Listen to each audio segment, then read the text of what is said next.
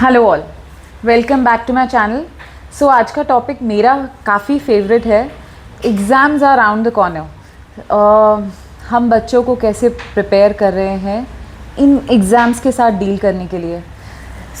जिस सिनेरियो में हम रहते हैं, we have a stressful environment, we have a stressful surrounding, I would से।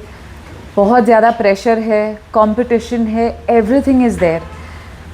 हम बच्चों को ये प्रिपेयर करते हैं कि उसने इतने मार्क्स लाए, तुम्हें इतने लाने हैं, तुम्हें ये बनना है, फलाना बनना है, ऐसा करना है, वैसा करना है।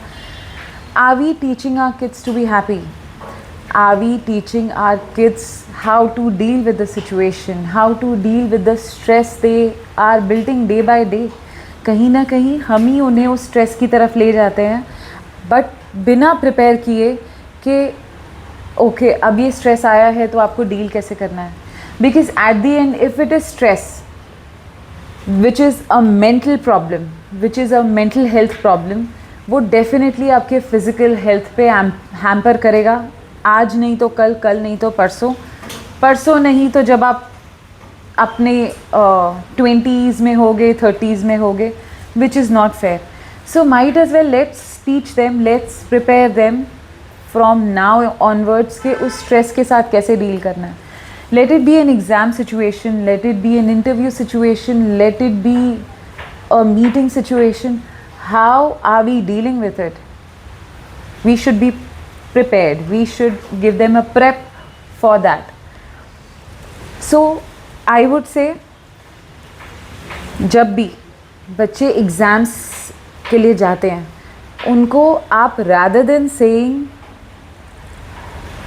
ये कोर्स ख़त्म कर लो, वो कोर्स ख़त्म कर लो, ऐसा कर लो, वैसा कर लो, especially when they are about to leave for exams, forget everything, keep all the books aside and give them a prep of breathing. अगर आपकी ब्रेथ नॉर्मल है, अगर आपकी ब्रेथ आपके कंट्रोल में है, अगर आप उस पर काम कर सकते हैं, फॉर श्योर उस एग्ज़ाम पे भी कर सकते हैं, बिकॉज दैट्स योर बेस। हर चीज़ का प्रॉब्लम, हर चीज़ का stress comes on the breath. So let's work on the breath. बच्चों को कोशिश करके एक 2-3 मिनट्स का अनुलोम विलोम करा के भेजें। अनुलोम विलोम मेरे पिछले वीडियो में आपको दिखाई देगा कि हमने कैसे किया है। सी नाउ इन टुडेज़ जनरेशन, बच्चों को प्राणायाम में बिठाना भी एक टास्क हो सकता है। So what we can do is, we can simply ask them to sit, bring their hand in dhyan mudra, which will also help them to focus, ध्यान में लाने के लिए in their exams. Just ask them to close their eyes, couple of normal breaths, for example just 3 normal breaths as deep as they can take.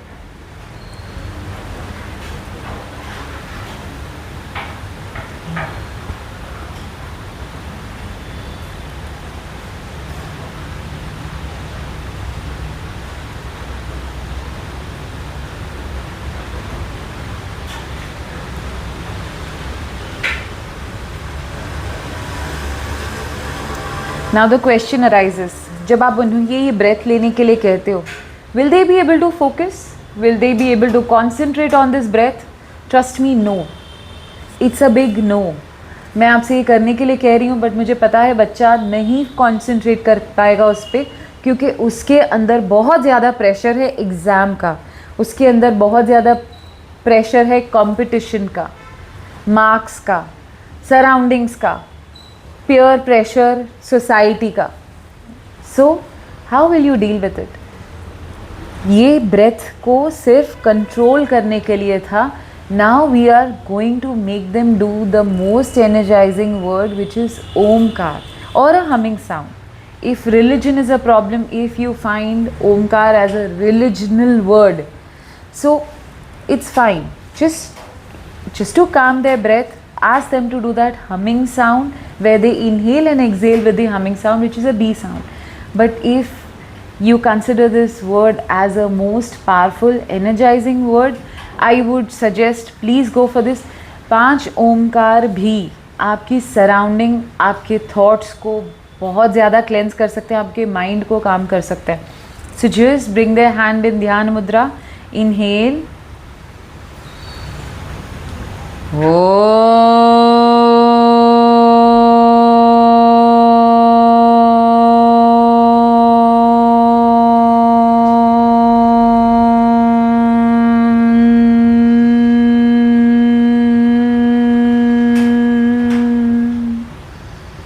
Inhale.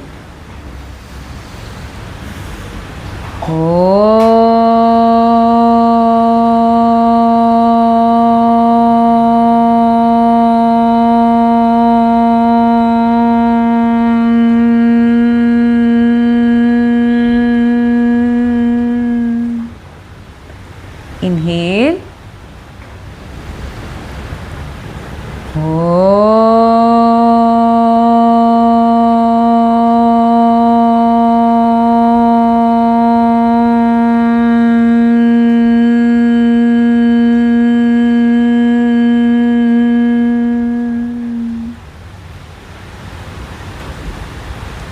इसे minimum 5 times कराना बहुत ज़रूरी है टू काम their mind. Moment they are done with this, ask them to open their hands, not their eyes. Rub it. These are the energies जो हमने सामने से बुलाई है, जो हमने क्रिएट की है. इन energies को हम अब बॉडी में एब्जॉर्ब करेंगे. Close their eyes. Collect that warmth.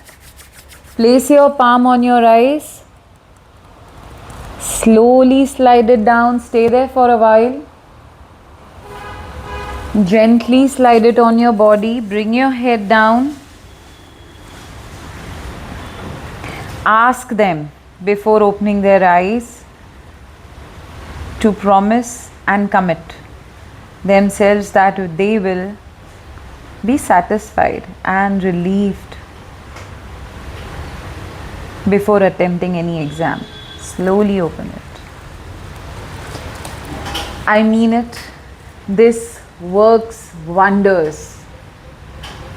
Do let me know ये information आपको कैसी लगी, and I hope each and every kid is doing this before attempting an exam, or if you are working, if you are going for an interview, if you are attending any important meeting, try this. Just try this and do let me know if this helps you. Thank you so much.